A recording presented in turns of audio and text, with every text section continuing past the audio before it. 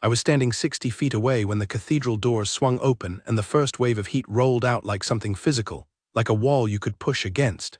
It was the 14th of July, the hottest afternoon Caldenmere had seen in 31 years, and inside the Cathedral of St. Arvath, a man named Aldous Crane was lying in state beneath a flag. I had been on that same duty detail 3 hours earlier.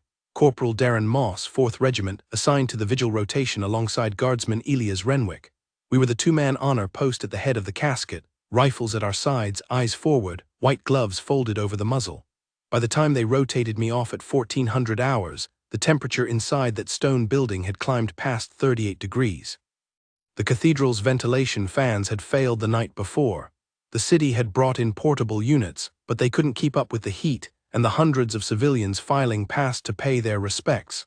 I was relieved, given water, told to rest in the shaded annex. Elias was not relieved. The duty officer, a Lieutenant Farrow, had informed him at 1400 that the replacement guardsman had been taken to the medical tent with heat sickness. A second replacement was being sourced. Elias acknowledged the message with a single nod and returned his eyes to the middle distance. I watched from the nave doorway. I want to be clear about what I mean when I say I watched. I mean I could not stop watching. The public filing past the casket had thinned to a trickle by 1500 hours. A woman fainted near the south transept, and the cathedral volunteers carried her out on a folding chair. An elderly man sat down hard on the stone floor before the chaplain and 2 stewards could reach him. The medical tent outside had seen 9 cases of heat distress before the city announced, over the public address system, that civilians were encouraged to pay respects from outside the building, where shade tents had been erected. One by one, the cathedral emptied. The volunteers stayed as long as they could. The chaplain stayed. 2 journalists with press credentials were permitted to remain in the far aisle. But the long nave went quiet in the way that a place only goes quiet when every ordinary thing has retreated, and what's left is the thing at the center. Elias Renwick did not move. I had served alongside him for 3 years. I knew how he stood, chin level, shoulders back, rifle vertical, eyes on the space just beyond what most men see, that fixed point that a guardsman learns to find in training and never entirely loses. His white gloves were spotless. His bearskin sat perfectly level. His tunic was soaked through at the back. I could see the dark line of perspiration from where I stood. He did not reach for his water canteen. He did not shift his weight. He did not blink at the right-hand candle when it sputtered in the cross-draft from the open doors. At 1540, Lieutenant Farrow appeared at my shoulder. He told me the second replacement would not be coming. A vehicle issue, a miscommunication between units, the particulars didn't matter. He said he was going to relieve Elias himself, that standing a guardsman in those conditions past protocol hours was a welfare matter now, not a ceremony matter. I watched him walk the length of the nave toward the casket. He stood beside Elias and said something low, meant only for him. Elias' eyes didn't move. The lieutenant said it again. I was not close enough to hear every word. What I heard was Elias' reply. Quiet, measured, the way a man speaks when he has already decided and is simply informing the world of the fact. He said, "Sergeant Crane came back for me, sir. I will return the favor." Lieutenant Farrow stood there for a long moment. Then he stepped back. He walked to the far wall, folded his arms, and stood his own quiet watch. What Elias meant, what anyone who had served with the 2 of them already knew, was this. 6 years earlier, during a field exercise that turned dangerous when a hillside gave way in a rainstorm, Elias Renwick had been caught in the slide. Sergeant Aldous Crane had not been scheduled to be anywhere near that section of the training ground. He had gone back for a piece of kit he'd left behind. He heard the shout, found Renwick pinned under a section of embankment, and spent 40 minutes digging with his bare hands until the recovery team arrived. Elias had a broken collarbone and a fractured wrist. Without Crane, the attending medic said afterward, he would have had a great deal worse. Crane had never mentioned it again. That was the kind of man he was. He had died 3 weeks ago on a service deployment, aged 34. He had no family left in Caldenmere. The vigil had drawn a fair crowd because his regiment vouched for him, not because anyone outside it truly knew his name. It was 1620 when the second wave of heat sickness cleared the last of the civilian onlookers from the nave. The journalists remained, and I remained, and Lieutenant Farrow remained. 4 people watching one man stand perfectly still over a flag-draped casket in 39-degree heat in an empty cathedral.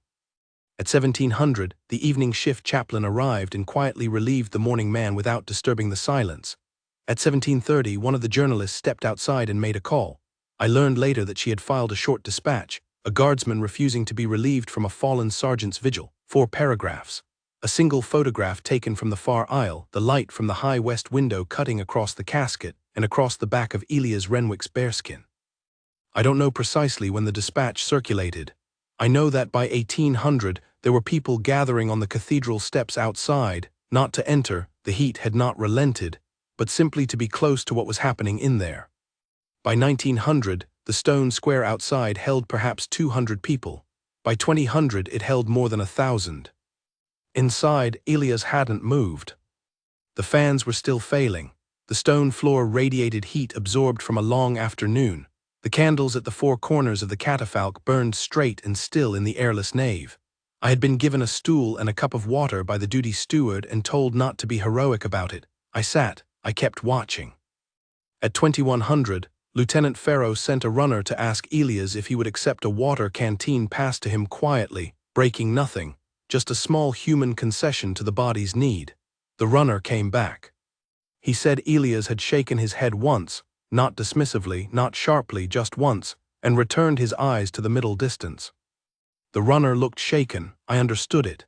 There is something about a man who has decided the size of the thing he owes, and has judged his debt precisely and privately, that is very difficult to stand next to. The cathedral's iron doors had been left open since the afternoon ventilation failure, and sometime after 2200, a slow-moving current of night air finally found its way down the length of the nave. I felt it on the back of my neck. I saw the candle flame shift and lean south just slightly.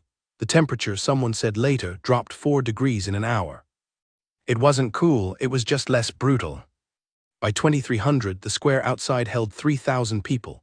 I know this because the night duty officer came in and told Farrow, and Farrow told me, and the number didn't seem real, so I walked to the west door and looked out.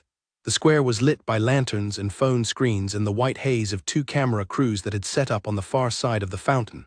The people were not shouting or singing. They were standing.